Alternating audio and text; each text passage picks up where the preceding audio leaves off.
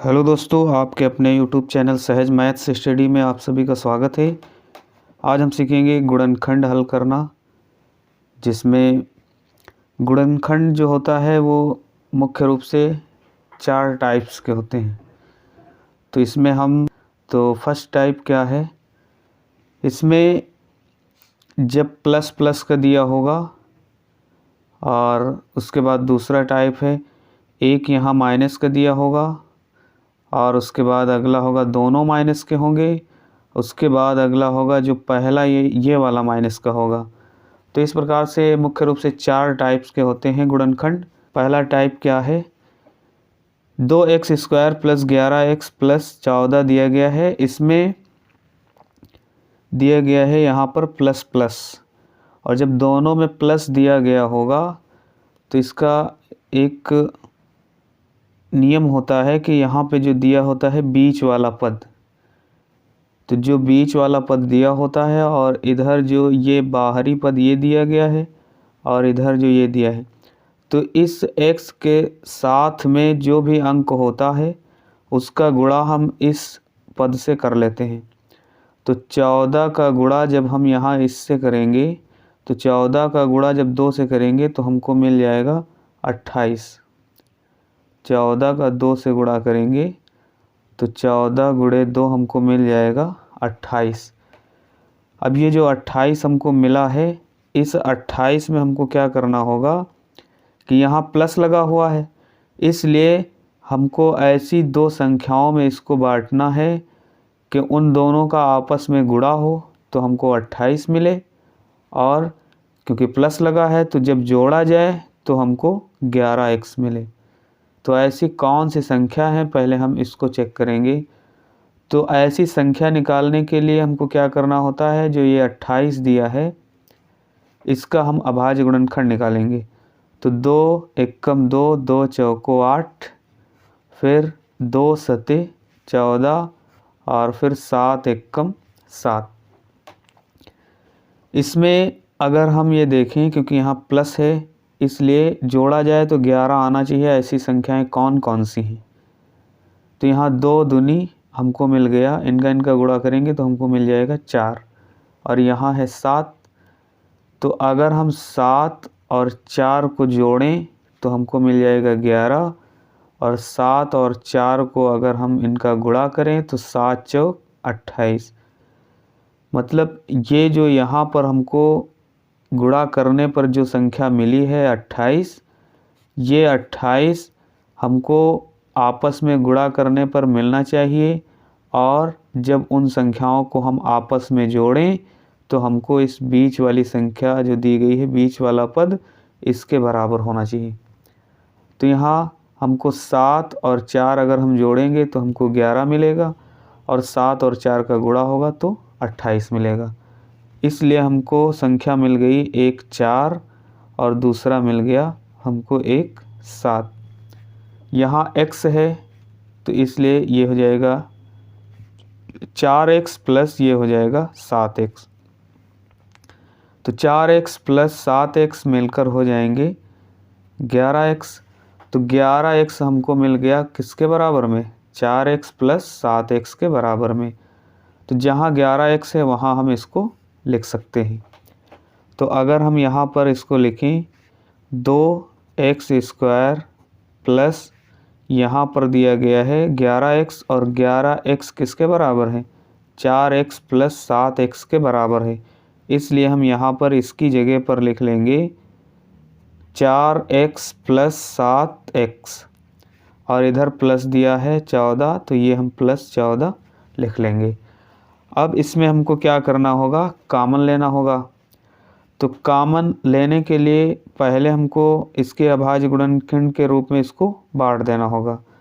तो यहाँ 2 है तो 2 × x⁴ 2 है, मतलब x को हम 2 बार लिख लेंगे, फिर प्लस लगा है प्लस लगा लेंगे। 4x दिया है तो 4 के अगर हम अभाज्य गुणनखंड निकालें तो क्या होगा, 2 दूनी 4, तो 2 × 2 हमको मिलेगा।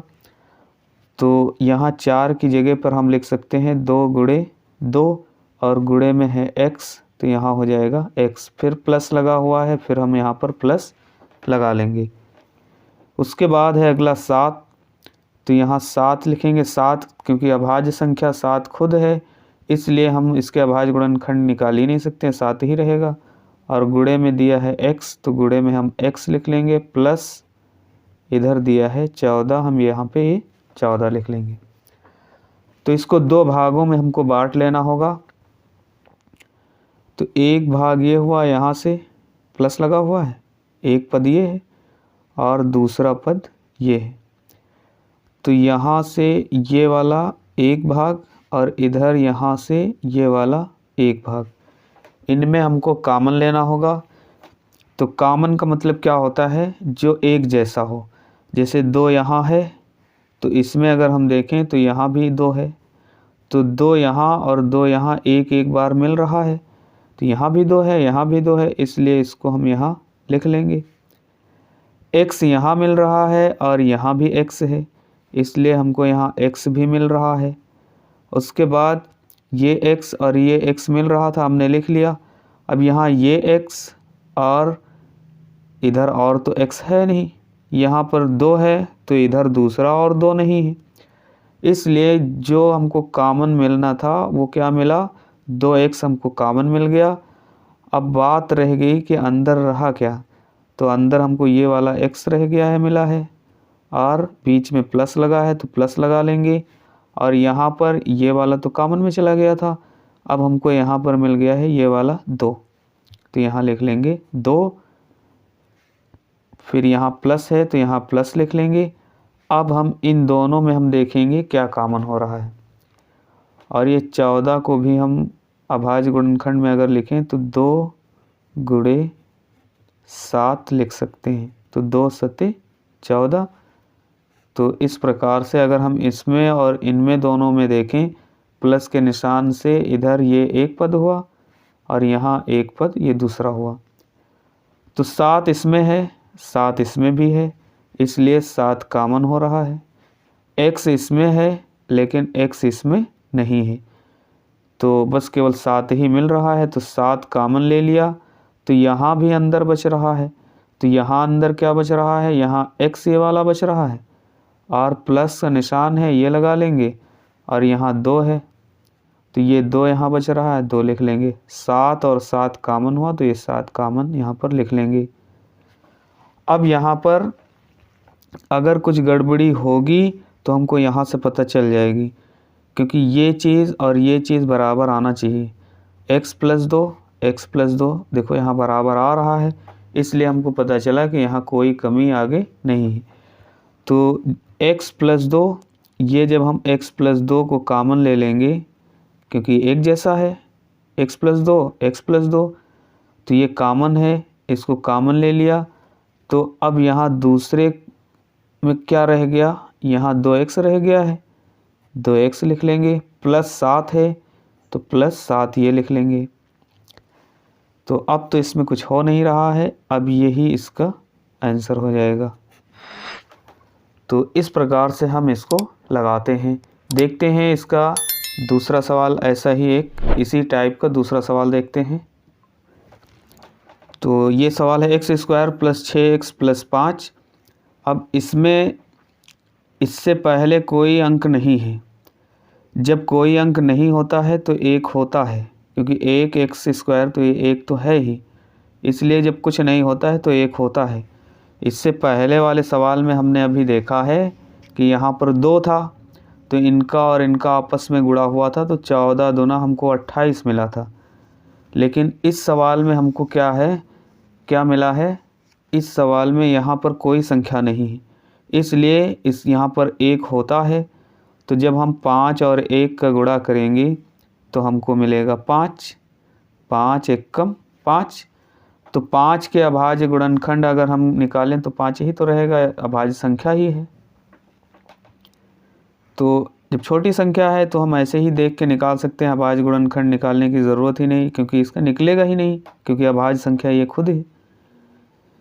तो यहाँ पर 6x जो दिया गया है, क्योंकि यहाँ प्लस लगा हुआ है, तो ऐसी 2 संख्याओं को आपस में जोड़ा जाए कि यहाँ पर हमको 6 मिले और जब गुणा किया जाए तो हमको 5 मिले। ऐसी संख्या हमको मिलेगी 5 गुणे 1। तो 5 गुणे 1 5 एकम 5 हो जाएगा। और जब हम जोड़ेंगे आपस में तो 5 और 1 हमको मिल जाएगा 6। तो इस प्रकार से जब इनका गुणा होता है तो मिलता है 5, और जब हम इनको जोड़ते हैं तो हमको मिलता है 6। तो जोड़ो, क्योंकि प्लस लगा है तो जोड़ो तो 6 आना चाहिए, और जब इनका आपस में गुणा किया जाए उन्हीं को तो 5 आना चाहिए। तो गुणा कर रहे हैं तो 5 आ रहा है, और हम इनको आपस में जोड़ रहे हैं तो हमको 6 मिल रहा है। तो संख्या हमको मिली क्या है, 1 है 5 और प्लस ये वाली है 1, और मिलकर हो जाएगा 6। तो यहाँ x है क्योंकि, इसलिए ये 5x और ये हो जाएगा 1x। तो 1x लिखा नहीं जाता है, इसके आगे 1 नहीं लिखा जाता क्योंकि 1x तो ये खुद है। तो 5x और x मिलकर हो गए 6x। तो जहाँ पर 6x दिया गया है उसकी जगह पर हम ये चीज़ लिख सकते हैं।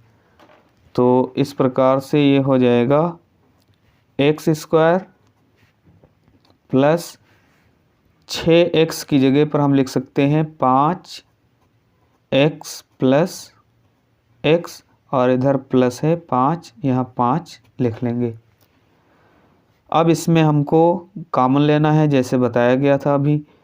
तो कॉमन लेना है, यहाँ पर है x की घात 2, तो x गुणे x हो गया, फिर प्लस यहाँ है 5 गुणे x तो x हो जाएगा, फिर प्लस यहाँ पर है x प्लस यहाँ पर है 5। तो इसमें हमको सही से समझना होगा। तो ये यहाँ पर जो दिया है प्लस से यहाँ एक पद है ये, और इधर 2 पदों को हमको लेना है, 2 पद इधर और 1 और 2 पद इधर। तो इसमें x है प्लस इसमें भी x है, तो x और x इन दोनों में x मिल रहा है, तो x कॉमन हो रहा है, x कॉमन ले लिया। अब यहाँ पर x है तो यहाँ दूसरा x तो कहीं है नहीं, और यहाँ और कुछ है ही नहीं। यहाँ 5 है तो यहाँ 5 नहीं है, यहाँ x है तो यहाँ दूसरा x नहीं, इसलिए हमको कॉमन मिला है केवल x। x कॉमन ले लिया तो यहाँ अंदर हमको मिला क्या, यहाँ रह गया है x लिख लेंगे, प्लस ये प्लस लगा लेंगे, और इधर रह गया है 5 तो ये हम लिख लेंगे 5। तो इस प्रकार से अब यहाँ पर जो दिया गया है प्लस, तो यहाँ हम प्लस लिख लेंगे, और इन दोनों में इसके साथ भी 1 है और इसके साथ भी 1 है, क्योंकि और कुछ कॉमन हो ही नहीं रहा है। यहाँ x है, यहाँ 5 है, तो जहाँ कुछ कॉमन नहीं हो रहा होता है, ये बात ध्यान देंगे कि जहाँ कुछ कॉमन नहीं हो रहा होता है वहाँ पर 1 कॉमन होता है। तो यहाँ पर इसके साथ में भी 1 होता है, इसके साथ में भी। तो जब 1 कॉमन ले लेंगे तो अंदर हमको क्या मिलेगा, अंदर यही मिलेगा x प्लस यहाँ 5, क्योंकि 5 गुणे 1 5 एकम 5, मतलब इसके साथ में भी 1 है, इसके साथ में भी 1 है, तो 1 कॉमन ले लिया गया, तो अंदर यहाँ रह गया x और प्लस ये रह गया 5।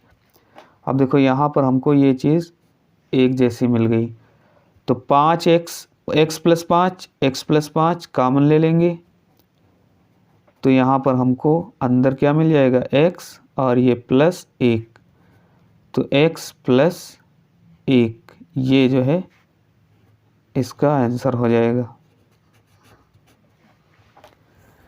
तो इस प्रकार से हम इसको हल करेंगे। दोस्तों वीडियो अच्छा लगा हो तो वीडियो को लाइक करिए और ज़्यादा से ज़्यादा शेयर करिए, और चैनल पर नए हैं तो चैनल को सब्सक्राइब करें। मिलते हैं अगले वीडियो में, तब तक के लिए बाय बाय।